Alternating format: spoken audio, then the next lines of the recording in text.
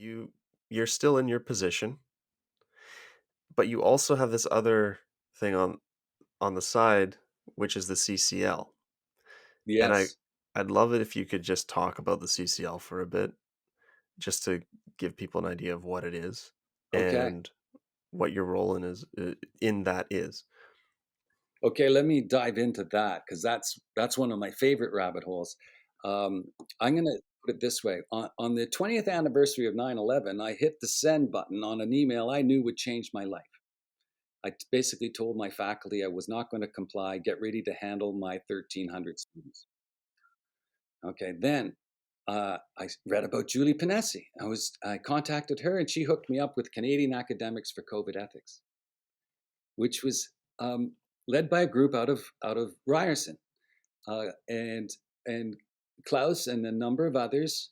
I joined, I guess, early September, and quickly we had 60, 70, 80 professors across Canada, 20 of whom realized that the education systems have been hollowed out so that there no longer is true academic freedom or effective education going on. That colleges and universities have become diploma mills, where regurgitating accepted norms is the way you get your diploma.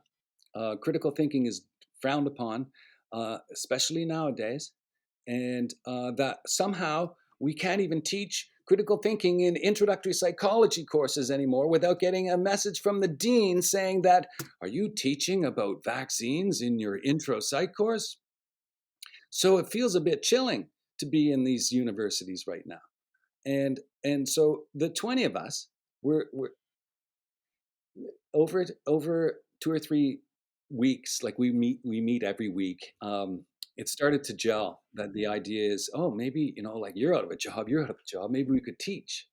Oh, maybe we could set up a new way of teaching, the way, perhaps with the goal in mind of building intelligent, competent citizens.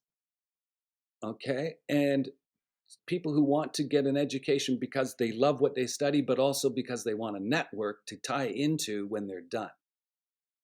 Okay, so it's all. So I talked to a couple of students.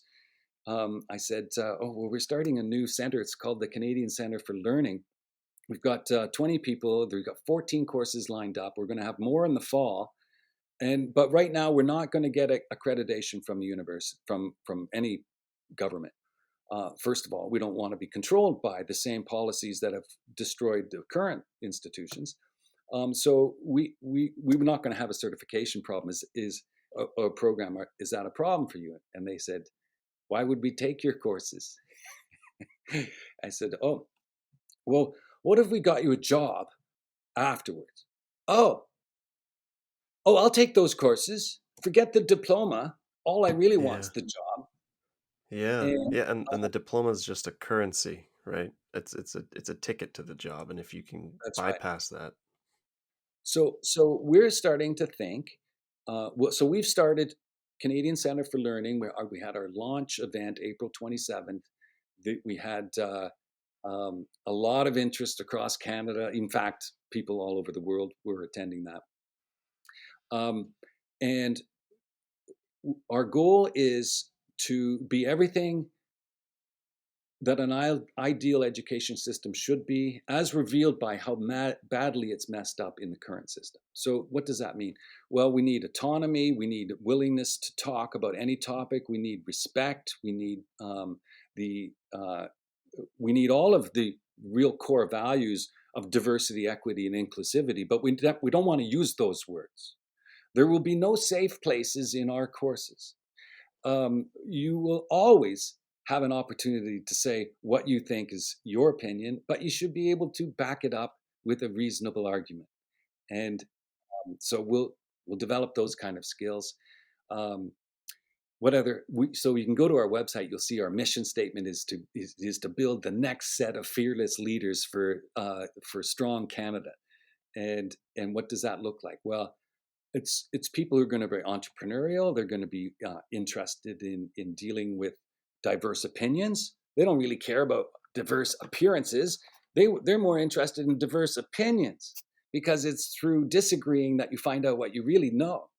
And it's by being allowed to think outside the box that creativity emerges from. So, Canadian Center for Learning it has uh, five major themes. We're going to eventually have programs where people would come and take a set of courses that were all presumably interlinked. But they're not only interlinked between, so you might want to take those five courses and call that a year. And you might want to do a 2-year program. And you have these kind of programs, and we're imagining these kind of supports. During those 2 years, you're going to have these kind of placements. For instance, you could go work in Bonnie Millard's lab in Immunoseutica, and you'll learn a little bit about the business side or whatever interests you, the science side, or maybe even the gardening side of the botanical side. And so you not only take courses, but you're going to be networking in with possible jobs in the future. And so the model is that I'm just imagining. I'm sure many of you know about how the complex world of mushrooms works, and how like these beds of mushrooms are fully connected throughout miles of forest. I have a cursory view of or knowledge of that. Like I know that it's a fact. I could not tell you any of the details. Okay, so you see CCL. Oh, by the way, this is our hand signal, CCL. Okay. It's related to our logo. Um, Connected to local farmers, connected to the schooling pods, the homeschooling, connected to the sports groups, connected to the community arts groups, connected to um, uh, the camps that go on all the time, connected to the different career paths, including you know we don't have all these connections set up yet, but we're going to be a hub to the real world, from incoming students coming from whatever education system is spitting them out. Presumably, there are homeschooling pods that don't want to go into the traditional universities, and they'll find a space at CCL. And so this mat of networking is unfolding as we speak.